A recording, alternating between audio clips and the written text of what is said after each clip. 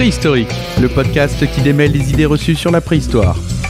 Présenté par Mathilde Lépine et Alexis Angéli. Animé par TMDJC.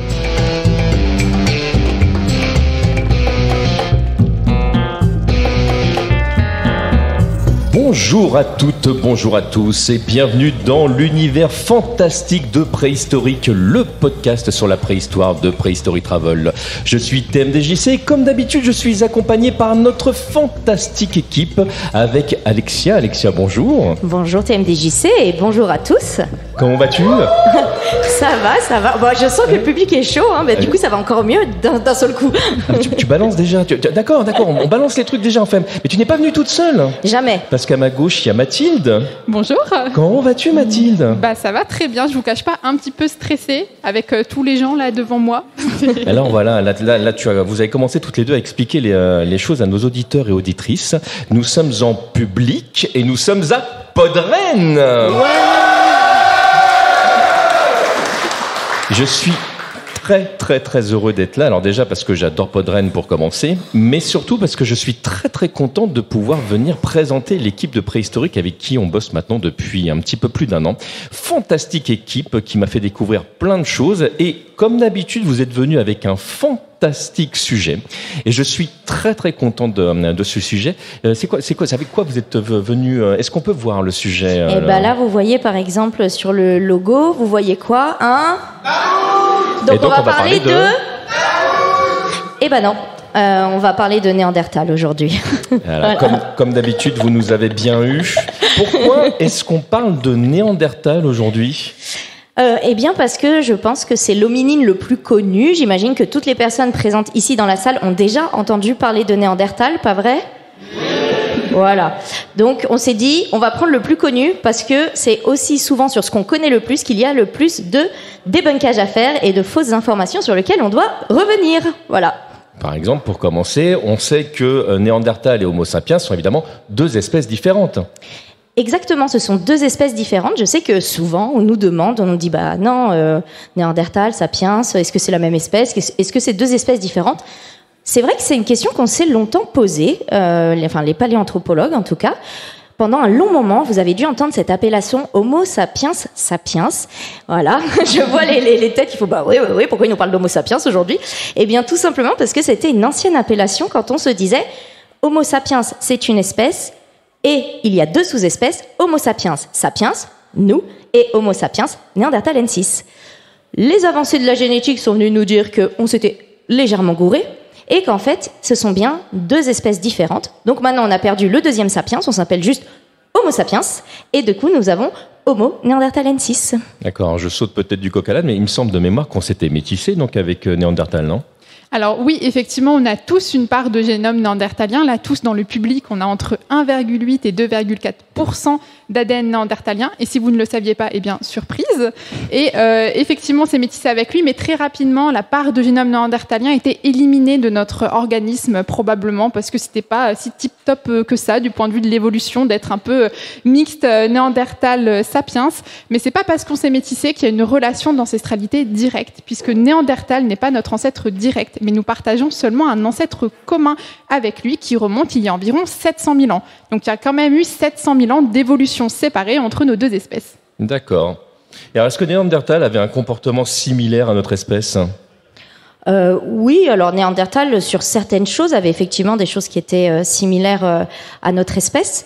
Et sur d'autres, mais on va revenir plus après sur les autres questions, vous allez voir que Néandertal avait aussi quelques petites différences, que ce soit d'ailleurs morphologiques ou dans les comportements, notamment symboliques. D'accord. Alors moi, ça c'est un truc qui revient très souvent dans notre podcast. Ceux qui le découvrent aujourd'hui, voilà, c'est un petit peu ma marotte. Moi, je pense toujours à Il était une fois l'homme. Quand on parle dans Il était une fois l'homme de l'homme de Néandertal, on voit que voilà, c'était un consommateur de viande principalement. Est-ce que on avait, le même type de nourriture ? Enfin, que ça mange quoi un néandertalien ? Alors Néandertal. Bien souvent, on entend dire qu'il mangeait beaucoup de viande. C'est plutôt vrai, mais pas totalement vrai. Il n'y avait pas qu'une alimentation carnée. Alors, on a plein de sites différents qui nous permettent de voir un petit peu l'alimentation de Néandertal. Je pense notamment à plusieurs sites en fait. On va déjà partir sur la viande. Donc je vais vous parler du premier site dont on parle souvent pour Néandertal. Enfin, il y a même 2 sites. C'est les sites de Goyer et de Spie qui sont en Belgique. Ce sont des sites où on a fait des analyses dessus. Donc pour ceux qui veulent un peu la précision, c'est des analyses isotopiques qui ont été faites où on va regarder la part d'azote 15 et de carbone 13 qui vont nous permettre de savoir s'ils mangeaient ou pas beaucoup de viande. Et là, surprise, on s'est rendu compte que effectivement, ils mangeaient énormément de viande, mais qu'en plus de ça, ils mangeaient techniquement plus entre guillemets de viande que les hyènes des cavernes ou les loups. Ils étaient au-dessus au niveau de ce qu'on appelle la chaîne trophique. Donc là, déjà, on se dit ah ouais, un peu badass, hein, Néandertal. Effectivement, il kiffait la viande, mais pas que. Donc là, je vous parle de gros animaux. Hein, ils mangeaient des ongulés principalement. On a retrouvé du bovin, du rhinocéros, du cheval. Il y a d'autres sites, hein, le site de Viendaja en Croatie, où là c'est pareil, hein, ce sont des grands animaux plutôt, du l'élan, du mégalocéros. Le mégalocéros, c'était un cerf massif quoi. Et il chassait ça. Mais il aimait bien aussi les petits lapins, les petits lièvres, etc. Il y a un site dans les Alpes-Maritimes, à Pied-Lombard, où on a retrouvé des fossiles de 225 lapins de Garenne. Donc, ils kiffaient ça, quoi. Ils aimaient bien ça. Mais ça ne s'arrête pas là. Ils ne mangeaient pas que des gros ongulés et des petits mammifères. Ils aimaient bien aussi aller pêcher, exploiter ce qu'il y avait dans la mer, notamment les tortues. Donc ça, c'est encore un autre site, c'est en Espagne, c'est dans la grotte de Bolomor. Et ils mangeaient aussi tout ce qui était des phoques, on a des mollusques, des dauphins, du poisson.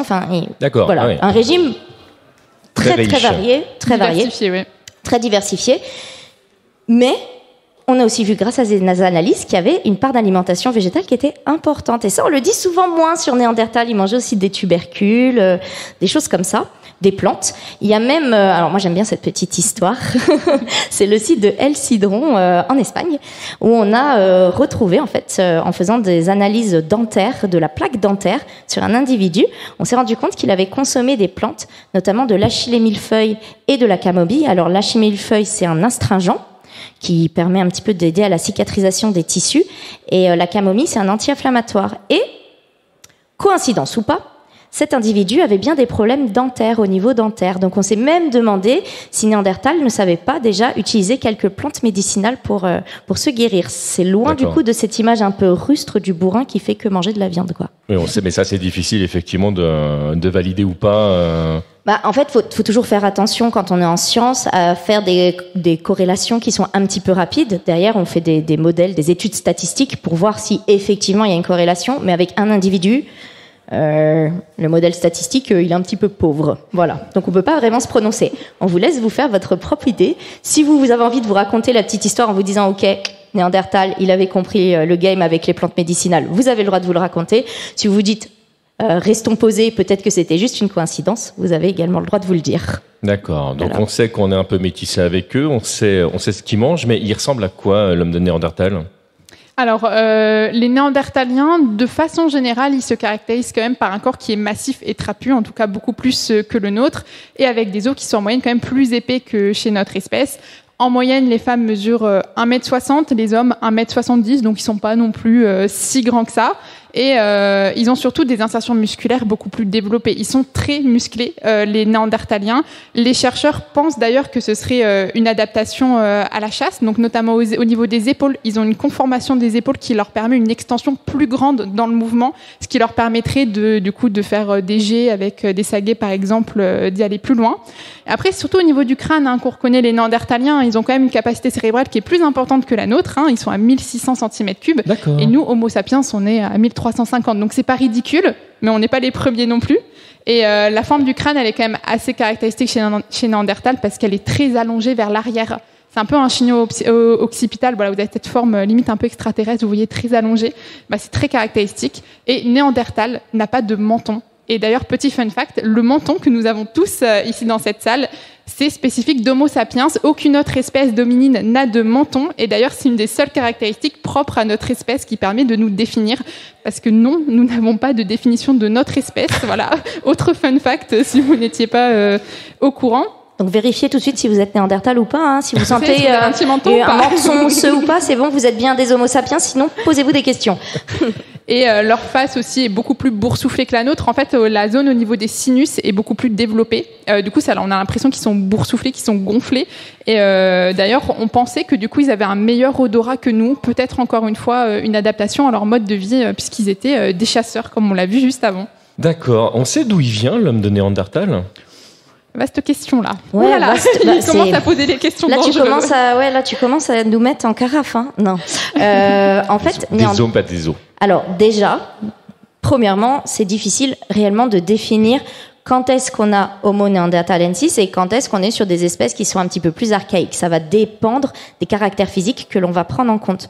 Faut pas oublier que la notion d'espèce, les noms qu'on donne, les boîtes dans lesquelles on se met, la nature, elle en a rien à carrer de tout ça. Hein. C'est nous qui avons décidé de classer le vivant et de dire, ok, alors là, ça c'est Homo sapiens, ça c'est Néandertal, ça c'est Homo antecessor, ça c'est Homo naledi.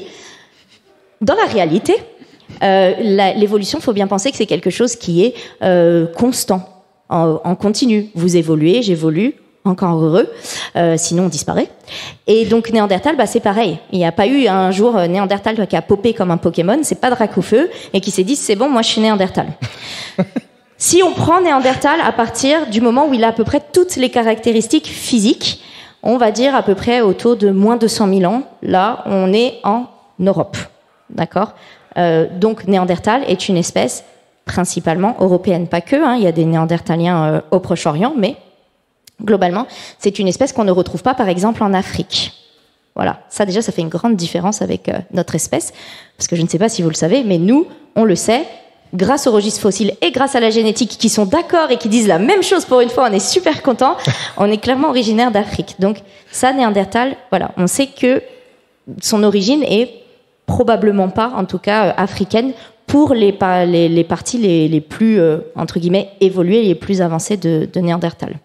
Donc on sait qu'il y a eu métissage, donc a priori, à un moment donné, forcément, on s'est côtoyé. Est-ce que l'homme de Néandertal avait des comportements similaires à notre espèce ? Alors oui, au final, l'homme de Néandertal, non seulement il nous ressemblait quand même pas mal physiquement, mais du point de vue des comportements, on est encore une fois très loin de cette image de la brute épaisse en comparaison à la nôtre. Déjà, Néandertal avait des comportements funéraires. C'est d'ailleurs la plus ancienne espèce d'hominine actuellement qui est reconnue comme ayant eu des comportements funéraires, puisque la plus ancienne sépulture néandertalienne, elle est à Taboun, c'est au Proche-Orient en Israël, et elle est datée entre 150 000 et 120 000 ans avant notre ère. D'accord. Après, une plus connue peut-être, c'est Shanidar. Et Shanidar, on a une petite histoire qui est sympa. Shanidar, il paraît, en tout cas au moment de sa découverte, on pensait que l'individu néandertalien, qui était un mâle, avait été enterré sur un lit de fleurs parce qu'on avait retrouvé énormément de pollen de fleurs durant les analyses. Mais malheureusement, des analyses plus récentes sont venues casser un petit peu cette jolie histoire. Ouais. Voilà, puisqu'en fait, on s'est rendu compte que c'est des plantes qui étaient présentes naturellement dans la région. Et par conséquent, en fait, elles sont juste retrouvées dans le sol par hasard. Du coup, tant pis pour la petite histoire. Je sais que Lexi, elle veut continuer à se la raconter. Mais moi, j'ai décidé que c'était des fleurs. Voilà, mais c'est très personnel. Elle est plus lyrique que moi. Mais et après, au niveau des comportements artistiques aussi, au final, Néandertal a eu des comportements artistiques. Alors, pas de l'art pariétal. Donc, l'art pariétal, ça va être tout ce qui est représentation sur les parois des grottes. Mais il a réalisé des gravures. Par exemple, à Gibraltar, on a retrouvé des gravures. Alors, c'était des motifs géométriques qui sont datés d'environ 39 000 ans avant notre ère. Et en France, on a la grotte de la Roche-Cotard qui a été publiée l'année dernière. Et on sait que ce sont des gravures qui ont été réalisées par l'homme de Néandertal aussi. Pourquoi est-ce qu'on le sait ? Tout simplement parce que la grotte, en fait, l'entrée de la grotte s'est éboulée il y a environ 57 000 ans. Et il y a 57 000 ans en Europe, il n'y avait que Néandertal puisque notre espèce est arrivée en Europe il y a environ 50 000 ans. Allez, d'accord. Généreuse. Ouais. Donc bon, ok. Donc on sait qu'on a des points de similitude. D'ailleurs, j'en profite pour refaire un petit point avec vous sur le fait que la préhistoire, c'est aussi constamment réévaluer les informations qu'on a en fonction d'eux, et que c'est vrai que très souvent, l'un des défauts que peut avoir l'être humain, c'est de calquer sa propre culture du moment sur ce qui s'est passé à l'époque. Il faut vraiment faire le distinguo entre les deux. Alors, il y a quand même une question que je me pose et qu'on nous a probablement d'ailleurs déjà posée. Est-ce que l'homme de Néandertal savait parler? Alors ça, c'est une question qui est assez complexe parce que ce qui nous permet de parler, ça ne se conserve pas, ça ne se fossilise pas.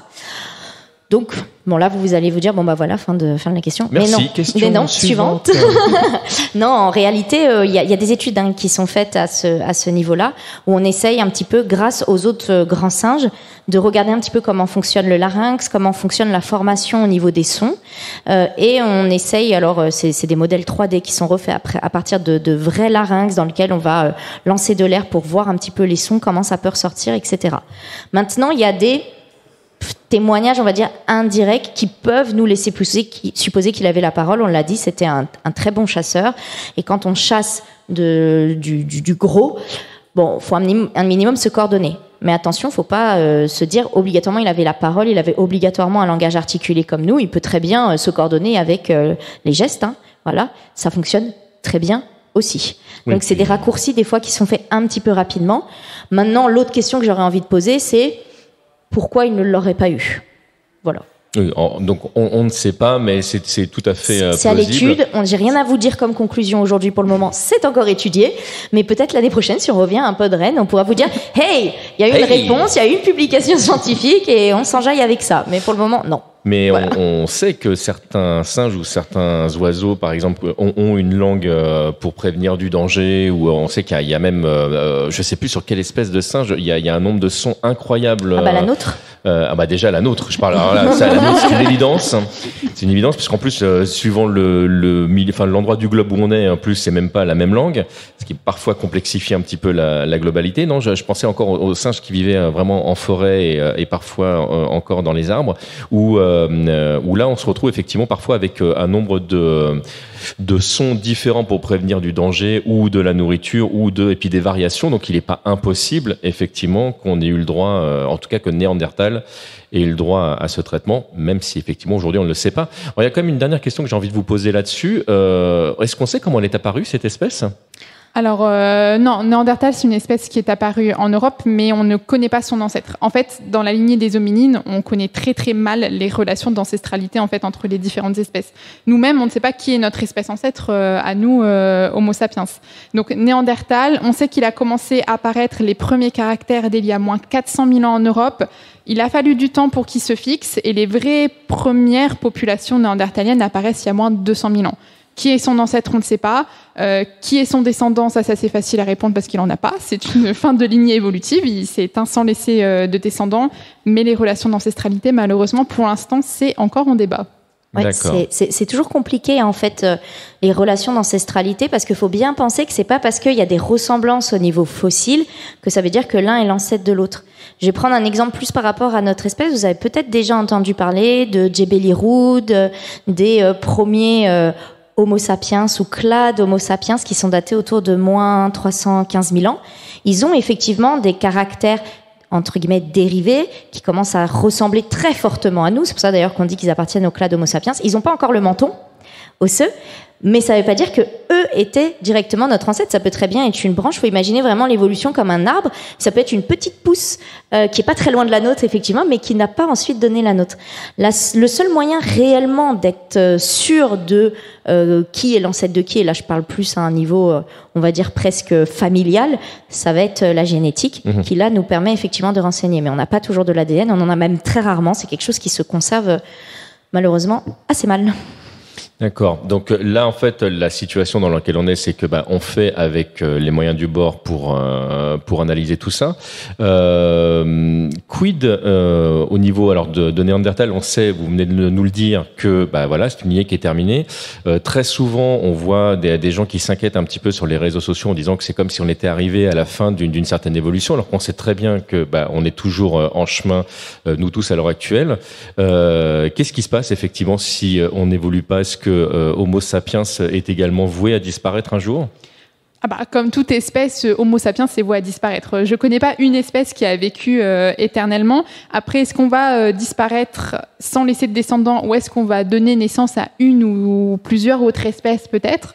Je ne sais pas. C'est impossible de prévoir l'évolution. Après, j'ai envie de vous dire qu'au rythme où ça va, je pense qu'on n'aura pas le temps en fait, parce que là, on est bien parti quand on même. Se donne du mal. Pour certains, on se donne du mal. On se donne beaucoup de mal en ce moment. Effectivement, notre espèce continue à évoluer de toute façon. En tout cas, j'espère, parce que si c'est pas le cas, ça veut dire que c'est bientôt fini pour nous. Mais toute espèce, effectivement, continue d'évoluer quoi qu'il arrive.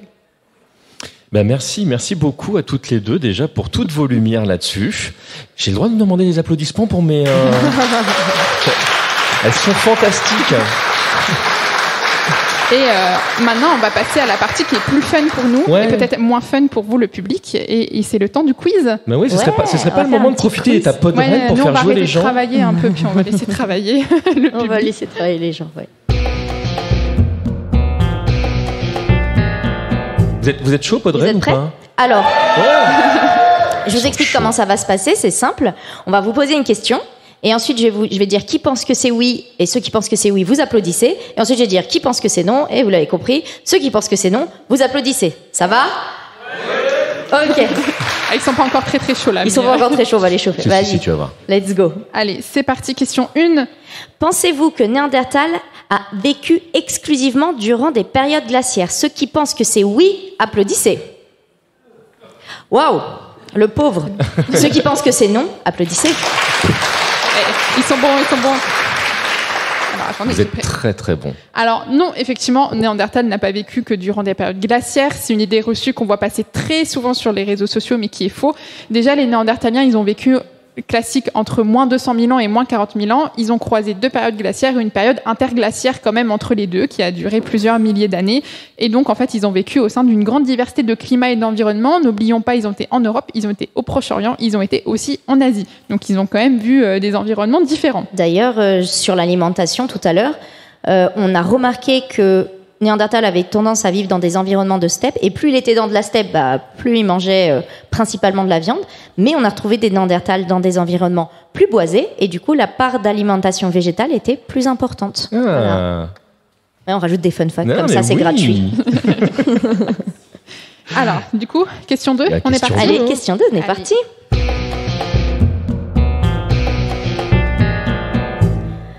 Avons-nous la peau blanche grâce à Néandertal ? Ceux qui pensent que oui, applaudissez. Je sais pas si ils sont timides ou s'ils attendent de voir la réaction de tout le monde. Il n'y a personne qui réagit du coup. Ceux qui pensent que non, applaudissez. Ils sont très très bons. Ils sont chauds. Ils sont chauds patates. Vous êtes renseignés avant sur le sujet, ça a fuité le sujet ou pas? Alors effectivement, on n'a pas la peau blanche grâce à Néandertal. La peau blanche, c'est une adaptation qui est environnementale en fait. Quand notre espèce est apparue en Afrique, les individus étaient de couleur de peau noire, tout simplement parce qu'en fait, on a moins besoin de synthétiser de vitamine D, etc. parce qu'il y a un ensoleillement qui est fort. Et quand on arrive en Europe, la peau blanche a commencé à apparaître, mais de façon beaucoup plus tardive, puisqu'on est quand même déjà au Mésolithique, donc moins 10 000 ans. On commence du point de vue génétique à voir un petit peu le shift au niveau couleur de peau. Et c'est surtout à partir du Néolithique, donc moins 5 000 ans, où la peau blanche devient prédominante en Europe. Mais du coup, non, c'est pas du tout grâce à Néandertal. Et les Néandertaliens, d'ailleurs, certains avaient une couleur de peau foncée, notamment ceux qui vivaient au Proche-Orient, du coup. Il y a une logique. Il y a une logique, hein. Une logique. Même dans ce qu'on raconte. Ouais, même oui. Nous, quand on raconte quelque chose, des fois, on retombe sur nos pattes avec de la préhistoire. On passe à la question 3. Je suis en retard dans mes slides. Oh mon Dieu. C'est bon. Avons-nous exterminé Néandertal ? Ceux qui pensent que oui, applaudissez. Je sens, il y en a qui hésitent. C'est un oui, non. Ceux qui pensent que non, applaudissez. Et du coup, ceux qui pensent que non, vous pensez que pourquoi Néandertal s'est éteint ? Non mais toi tu triches. Le mec écoute tous nos podcasts, il a le t-shirt Prehistory Travel et il fait semblant qu'il a les réponses innées. On t'a vu, Maxence. Effectivement, on n'a pas exterminé Néandertal. Alors, on ne sait pas exactement pourquoi l'homme de Néandertal a disparu, même si on pense quand même que les principales hypothèses sont d'origine génétique. En fait, il faut savoir que vers la fin, donc Néandertal disparaît vers moins 40 000 ans avant notre ère. Les populations néandertaliennes étaient très petites et très éloignées géographiquement. Ce qui fait que, forcément, en fait, elles se croisaient pas beaucoup et du coup, il n'y avait pas beaucoup de brassage génétique entre les populations. Et si nous n'avons pas de brassage génétique, il y a un truc en génétique qui s'appelle la consanguinité qui arrive assez rapidement. Et malheureusement, la consanguinité, ça pose des problèmes de fertilité, mais également des problèmes de maladie, etc. Regardez la dynastie des Bourbons en Espagne, ce que ça a donné. Vous aurez une idée de ce qui peut se passer. Ne faites pas ça chez vous. Ne reproduisez pas cette expérience à la maison. Et par exemple, on a un site en Espagne qui datait de 49 000 ans avant notre ère. On a retrouvé 13 individus. Et sur ces 13 individus, il y a 17 anomalies congénitales quand même. Donc le taux de consanguinité était assez important. Par conséquent, il n'y avait plus de diversité génétique et en fait, on suppose que Néandertal est une espèce qui s'est éteinte parce qu'il a perdu en diversité génétique. Et quand il y a eu ces changements environnementaux dont on a parlé, forcément, si votre espèce elle a plus beaucoup de diversité génétique, elle est moins à même de réussir à s'adapter à l'environnement qui change. Et quand notre espèce est arrivée il y a environ moins 50 000 ans, elle n'a pas exterminé de façon volontaire, mais probablement en fait qu'on a créé une pression de sélection supplémentaire sans le vouloir. Hein, on va pas se mentir, notre espèce Homo sapiens, on prend quand même beaucoup de place sur cette planète. Quand on arrive quelque part, ça a tendance à faire des dégâts. Et c'est probablement ce qui s'est passé avec Néandertal. L'espèce était déjà fragilisée et par conséquent, en fait, voilà, elle était au bord du précipice. On lui a donné un coup de pied pour l'aider, quoi. Probablement. Mais voilà, c'était pas volontaire. Ne pensez pas, on voit souvent passer, il y a une guerre, etc. entre nos deux espèces. Pas du tout. Il n'y a pas eu de conflit. Voilà, non, d'ailleurs, le premier site où on a réellement des traces, où on voit qu'il y a eu des lances, etc., des armes de propulsion, des crânes qui ont été défoncés. Ça devient violent, désolé, je vois vos têtes. C'est daté à moins 14 000 ans. Ça s'appelle le site 117 et du coup, moins 14 000 ans, il y avait déjà plus de Néandertal. On a préféré attendre qu'il n'y ait plus personne pour commencer à s'entretuer entre nous. Voilà. Alors, juste pour résumer, on ne dit pas qu'il n'y a pas eu de conflit entre Néandertal et Homo sapiens. Il est tout à fait possible qu'il y ait eu des conflits à gauche, à droite comme ça, mais ce n'est évidemment pas du tout déterminant et on n'en a pas de traces. Voilà, donc pour résumer un petit peu ce qu'on vient de dire. Au moins pour discuter de l'emplacement de la clôture des jardins, à mon avis, ils ont dû oui, c'est ça, oui. Non, oui, on est à 550 mètres, on avait dit. C'est ça. Moi, en tout cas, je retiens que vous êtes bon dans le public. Hein. Ouais, vous êtes vraiment très bon. Bravo le public. Bravo. Non, toi, tu triches toujours. Et on va passer à la dernière partie, du coup. Mais oui.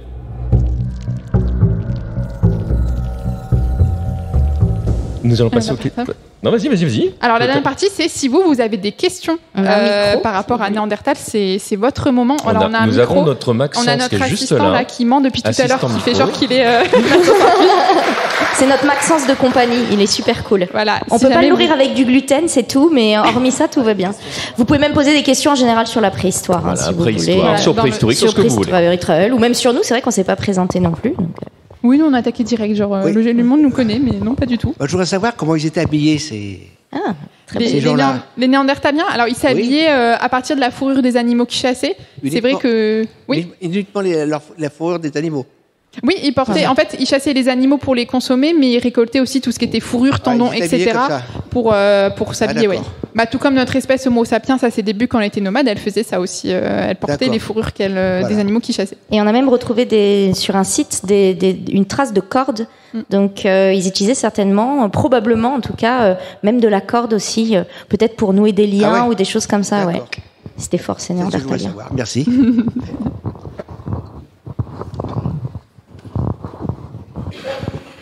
Alors c'est une question, alors c'est pas sûr que vous ayez la réponse, mais est-ce qu'il y a des éléments de fiction, genre des romans, des films, etc., qui sont assez réalistes quant à nos connaissances actuelles sur la préhistoire ? Ça c'est une bonne question. Quand j'étais jeune, je me souviens avoir lu une série de romans qui commençait par le clan de l'ours des cavernes et tout. Les enfants, les enfants de la terre. Et tout ça. Et je me dis, est-ce qu'il y a un livre qui serait quand même un petit peu réaliste, un petit peu crédible dans la fiction quand même? Les enfants de la terre sont très réalistes de ce point de vue-là quand même. L'autrice, c'est Jean Howell, qui est américaine. Elle avait repris ses études du coup en archéologie. Elle est venue en France, elle est venue en Europe pour fouiller pendant plusieurs mois. moi et aussi pour faire le tour en fait des sites archéologiques et préhistoriques. Donc je suis en train de les lire actuellement, donc c'est pour ça que j'en parle.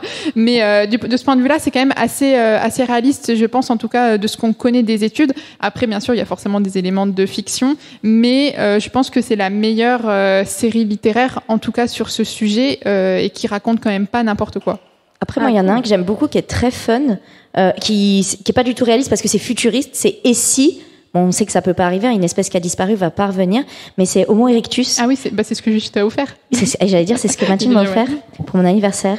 Et c'était c'était très important de préciser ça, alors que c'est pas du tout mon anniversaire.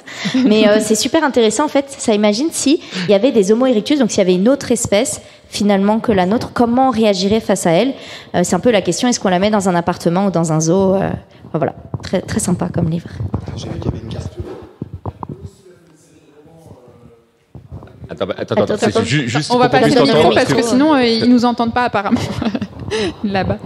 Après, je crois qu'il y avait une question aussi sur la droite, enfin, du côté à gauche. Il y a Pierre Pelot aussi qui a fait une série de romans, donc je crois il y en a 5, et c'est qu'avec des humains fossiles, sauf au dernier où ça doit être des sapiens, si je me rappelle bien. Donc les premiers, il y a Australopithèque, il y a Erectus, et il me semble qu'il y en a un avec les Néandertaliens. Ok, je note, je connais pas du tout, mais j'irai voir. Merci. Il a écrit de la SF aussi. Voilà. Ok. Sinon, après, il y a un très bon film documentaire qui s'appelle Très bon documentaire. Voilà, avec la guitare couture. Oui, bonjour. Bonjour. Moi, la question, c'est pour les néophytes, si on s'y connaît pas du tout en préhistoire, c'est quoi la parfaite porte d'entrée en documentaire, en livre, film en dehors de préhistorique ou non, oui, évidemment, mais préhistorique, bien sûr. Mais en termes de fiction ou de roman ou de documentaire, c'est pour vous, c'est quoi la meilleure porte d'entrée si on a envie de s'intéresser à ça? Moi, je dirais la fiction. Enfin, après, c'est un point de vue personnel, mais je pense que la fiction, comme c'est romancé, etc., vraiment, voilà, je vous conseille Les Enfants de la Terre. Après, d'un point de vue vraiment documentaire, je peux vous recommander un livre qui a été écrit par les chercheurs du Musée de l'Homme. Ça s'appelle Histoire d'ancêtre. Histoire d'ancêtre. La 5e édition. Ça fonctionne par fiche. En fait, limite, une page, c'est une fiche sur quelque chose. Donc, du coup, à la fois, c'est détaillé, mais pas trop non plus. Voilà, ça va pas vous intoxiquer d'infos à en vomir. Après, je suis un peu obligée de faire ma page de pub, vous voyez. Donc, du coup, Prehistory Travel, on fait des podcasts, mais pas que. On a un site internet et on écrit des articles, justement, des sujets sur la préhistoire où on vulgarise. On a une chaîne YouTube aussi. On a des vidéos, notamment pour les plus jeunes, qui durent 4-5 minutes et ça reprend nos articles. Des podcasts, on est aussi sur les réseaux. Voilà, je ferme la page de pub télé. Donc c'est bien, sinon c'est moi qui l'aurais fait. Donc ça va très bien. Mais voilà, c'est les premiers ouvrages qui me viennent à l'esprit. Après, si ça vous intéresse, on peut en discuter après, il n'y a pas de souci. Du coup, en œuvre de fiction, j'ai le souvenir aussi qu'il y a la trilogie de bande dessinée Néandertal d'Emmanuel Roudier, dont le premier tome s'appelle Cristal de chasse. Et justement, en fait, il détaille l'utilisation de plusieurs types de roches différentes par Néandertal pour tailler ses outils. Il aura réussi à placer les cailloux. Hein. Ouais, on vous l'a pas dit encore, mais le monsieur avec le chapeau est paléo-artiste. Il travaille avec nous et il est aussi passionné d'outils lithiques, donc qui sont toutes les pierres taillées, etc., qu'on retrouve. Et il en taille lui-même. Et il en a même sur lui qu'il a retrouvé, qui date de 80 000 ans. Donc, si vous voulez en voir, il pourra vous montrer ça. Ouais, très rapidement aussi pour donc ajouter aux sources possibles, il y a une série en 2020 qui a été produite en France qui s'appelle Moa, je ne sais pas si vous connaissez, mais donc c'est une dizaine d'épisodes sans dialogue, sans musique, qui se passe à la préhistoire et qui est censé dépeindre au plus proche l'histoire d'une tribu avec il y a toute une histoire en plus évidemment, mais il y a vraiment un parti pris d'avoir créé une espèce de truc guttural pour qu'il se passe quand même des choses, mais tout en n'ayant pas un langage, quoi. Voilà. Ça marche. Potentiellement intéressant. C'est bien, là, je peux augmenter ma pile à lire. Non, j'en ai entendu parler, mais j'ai pas vu encore. C'est une série télé, c'est bien, je note. Ça me donne des rêves. J'avais vu les trucs de tournage, les photos de tournage. Alors, est-ce qu'il reste des questions? Oui. Oui, bonjour. En fait, j'ai effectivement une question. Comme notre espèce, a priori, est la seule, je suppose, qui a autant adapté son environnement, est-ce que ça veut dire que justement on va avoir moins besoin de nous adapter, nous, à notre environnement, puisqu'on l'adapte constamment? Est-ce que ça peut changer? Est-ce qu'on peut répondre un peu à cette question ou pas du tout? J'ai envie de dire, est-ce qu'on adapte vraiment notre environnement? On a peut-être essayé de le faire. J'ai l'impression que ces dernières années, on se prend le revers de la médaille un petit peu. Je ne vois pas de quoi tu parles. passe très bien. On aura toujours le besoin de s'adapter, surtout que là, en fait, du point de vue climatique, on va pas refaire l'histoire du climat, mais il y a quand même de plus en plus des événements climatiques qui sont violents, qui sont imprévisibles. Et ça, typiquement, ce genre de phénomène, c'est ce qui drive l'évolution. On le voit en espèces au niveau de l'évolution humaine. À chaque fois qu'on a eu des changements climatiques importants, on a vu plein d'espèces dominines apparaître parce qu'en fait, ça a créé plein de niches écologiques différentes. Donc, je dirais qu'au contraire, plus il va y avoir de changements climatiques brusques, plus on va avoir besoin en fait de s'adapter si on arrive à s'adapter à ces derniers. Donc, je dirais au contraire, ça va driver l'évolution. Je crois qu'il y avait une question là-bas. Je pense qu'il faut s'approcher. On vous fait travailler, désolé. Une petite question, est-ce qu'ils avaient un moyen de communiquer ou d'art, les Néandertaliens ? Est-ce que, parce que là on parle d'art depuis tout à l'heure, de séries, est-ce qu'eux ils avaient leur propre peut-être fiction ou art ou représentation de leur monde ? Oui, on a des traces d'art chez les Néandertaliens. On en parlait tout à l'heure. On en a parlé rapidement avec la Roche-Cotard et les tracés digitaux dans les parois.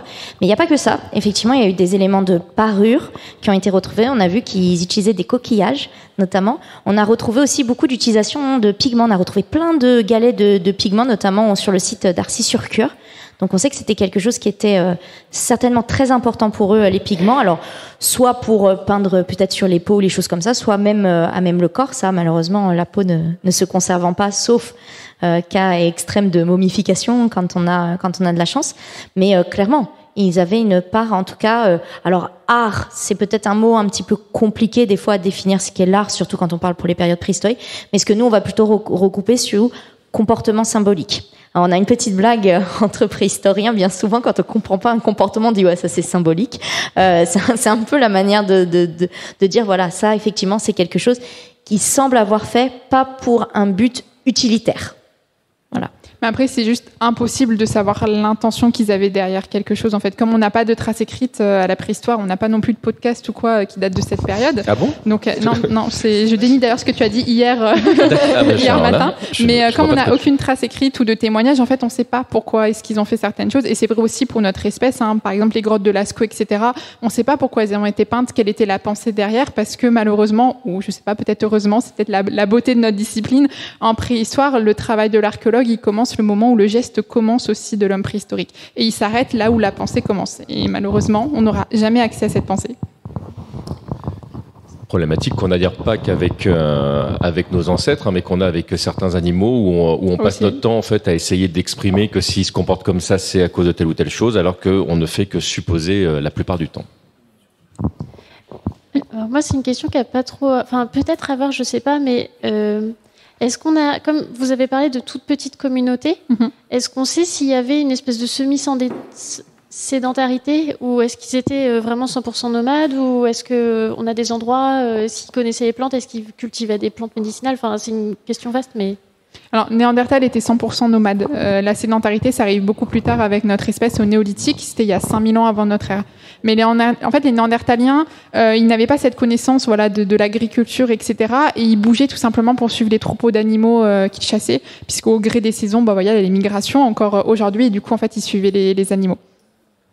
Oui, faut bien se dire que le processus de néolithisation, passer à la sédentarité, même pour notre espèce, ça a été long. Ça a commencé vers moins 10 000 à peu près au Proche-Orient, mais ça s'est pas passé partout pareil déjà sur la planète. Et ça s'est fait un petit peu. On parle du package néolithique que certains ont ramené. On a deux courants notamment en France qui sont arrivés, un courant plus méditerranéen et un courant qui est plus au nord. Et on voit des différences, mais voilà, c'est assez tardif et ça se fait sur assez long terme, je dirais entre moins 10 000 et jusqu'à moins 5 000, moins 6 000, où là, ça commence à être bien installé quand même, la sédentarité. Moi, j'ai une question sur vous, puisque Lexi a dit nous les archéologues, Mathilde a dit nous les préhistoriens. Du coup, est-ce que vous pouvez nous dire comment ce que vous avez fait avant et comment vous en êtes arrivé à faire ce podcast ? Oui, bien sûr. Alors, j'ai déjà commencé par moi, parce que c'est de moi dont je parle le mieux. Donc oui, j'ai fait une licence en archéologie et histoire de l'art et une licence en anthropologie et ethnologie. Et par la suite, j'ai continué sur un master en préhistoire quaternaire préhistoire bioarchéologique qui est dispensé par le Muséum national d'histoire naturelle de Paris, dans lequel j'ai fait une spécialisation sur la paléoanthropologie. J'ai fait mon master 2 sur l'évolution du cerveau, sur les espèces fossiles. Bon, j'ai travaillé sur Homo sapiens de manière un peu détournée, mais voilà, moi j'ai vraiment fait une spécialisation sur la paléoanthropologie, l'évolution des hominines, et c'est là-bas où j'ai rencontré Mathilde, que je vais laisser se présenter dans un instant, et c'est avec elle qu'on a eu cette idée de créer Prehistory Travel. Oui, alors moi initialement je suis ingénieure en génie biologique et chimique, donc je viens pas du tout du monde de l'archéologie, et durant ma dernière année d'école d'ingénieur, je pense que j'étais un peu maso à l'époque, j'ai décidé de faire une licence d'histoire à distance parce que voilà, il y avait déjà pas assez de travail, et une fois que tout ça a été fini, je me suis dit mais pourquoi est-ce que je continuerai pas mes études encore, j'ai vraiment envie de mettre mes compétences d'ingénieur au service de l'archéologie, et du coup j'ai postulé et j'ai heureusement été prise au même master qu'Alexia, du coup quaternaire préhistoire et bioarchéologie au Muséum national d'histoire naturelle de Paris. Et moi, je me suis plutôt spécialisée dans l'analyse physico-chimique de l'art pariétal. Et pour répondre, parce que je viens de penser que je n'ai même pas répondu, oui, du coup, on fouille. En ce moment, non. Mais effectivement, on a une formation d'archéologue. Et moi, plus spécifiquement, du coup, d'archéo-anthropologue. Donc, je n'ai pas fouillé que sur de la préhistoire. J'ai fouillé aussi sur notamment des périodes médiévales. Voilà. Moi, j'ai vu un micro, je suis rentré. Ouais, on l'a vu. TMDJC, on lui a dit tu veux bien lancer un podcast sur la préhistoire, il était assez fou pour dire oui, donc voilà, il s'est retrouvé là-dedans. Il s'est retrouvé embarqué là-dedans, ouais. Et d'ailleurs, j'en profite pour faire juste une petite parenthèse. Vous avez vu beaucoup de gens avec les t-shirts Prehistory Travel, mais parce que en fait, pour pouvoir produire tout ce contenu, les articles, les vidéos, etc., il y a toute une équipe. Derrière, on a notamment Jeff qui fait toutes nos vidéos YouTube. On vous l'a dit, on a Terra Antica pour l'illustration. On a Lisa qui nous aide pour tout et n'importe quoi. Sullivan qui nous a fait notre site internet. Et Maxence. Et qui est la voix aussi et qui est du générique de Prehistory Travel. Il en est très fier. Donc si vous pouvez lui dire un petit mot à la fin. Pour lui dire qu'il a une très belle voix sur le générique. Et qu'il est beau, il aime bien qu'on lui dise qu'il est beau. On a Maxime aussi qui nous aide pour tout et n'importe quoi quand on a besoin. Et on a Maxence qui fait vraiment partie de l'équipe au sens où il nous rejoint là pour travailler quasiment à 100% avec nous sur la partie plutôt commerciale. Et voilà. Qui tient le micro en plus. Et qui tient le micro. Il le fait bien en plus.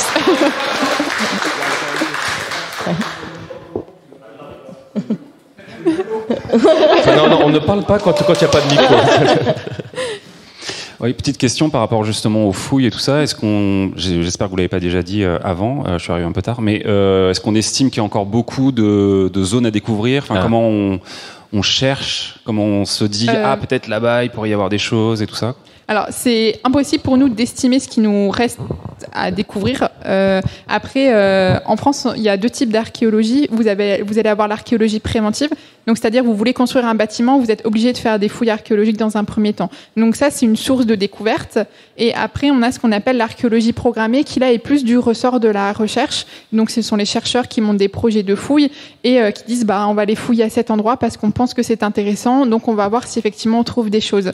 Maintenant, on connaît les sites fossilifères, notamment en Afrique. On sait qu'il y a des sites, il y a encore des choses à découvrir parce qu'on n'a pas fini d'explorer en fait la stratigraphie, c'est l'enchaînement des couches archéologiques. Donc, on y retourne. Et après, maintenant, on a des technologies comme le LIDAR, par exemple, qui permet en fait de faire des maps 3D de la surface. Et en fait, du coup, en fonction de la topographie, on arrive à voir, là, il y a peut-être eu un site d'occupation ou quoi, ce serait intéressant d'aller voir.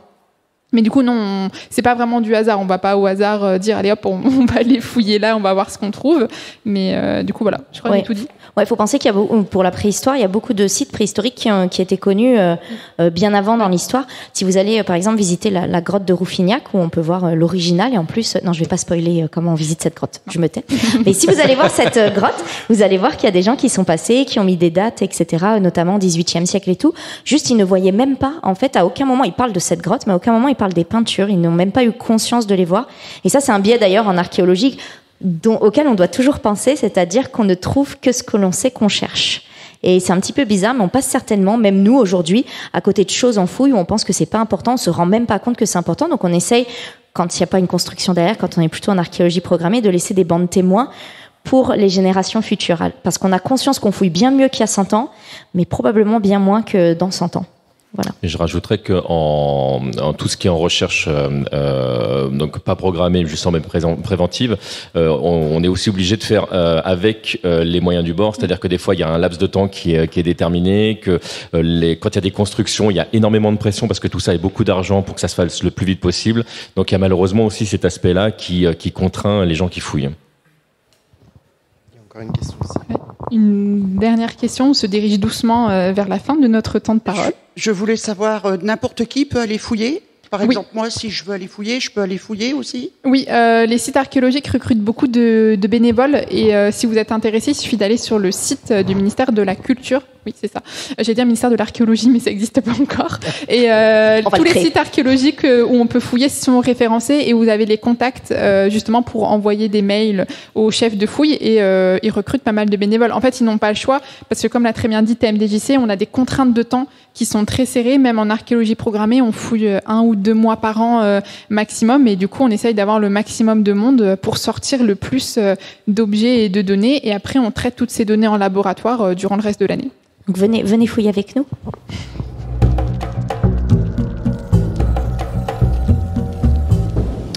Voilà, on arrive tout doucement à la fin du temps qui nous était gentiment confié par l'équipe de Podren.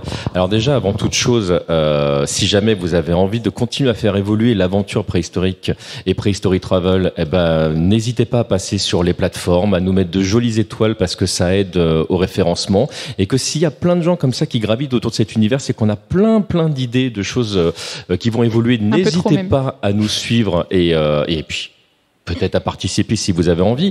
Et puisqu'on est, en plus j'ai en face de moi un joli t-shirt Podcut précisé que qui est on notre est label, voilà, qui est notre label. La chance de rejoindre très récemment. Donc ici, merci aussi au label de nous avoir accepté, de nous avoir fait confiance. Et pour terminer, je voudrais déjà remercier le public qui a été génial. Vous avez été super.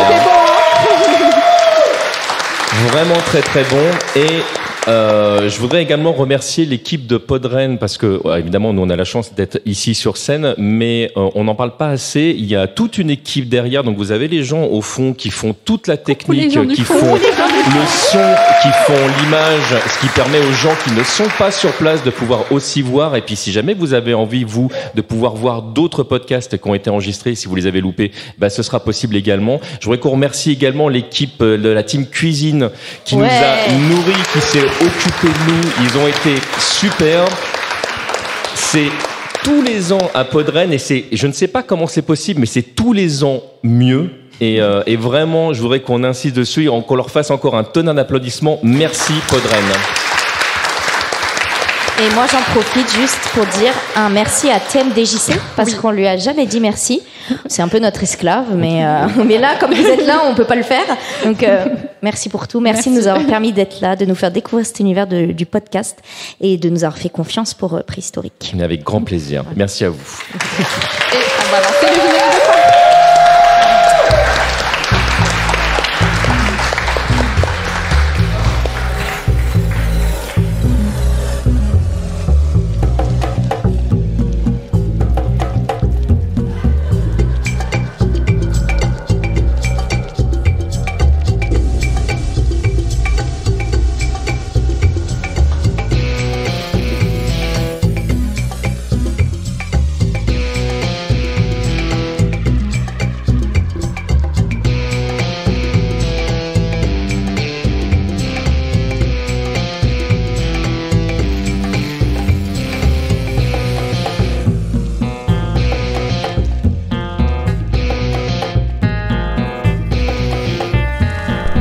TMDJC Creations. Prehistorytravel.com. Un podcast du label Podcut.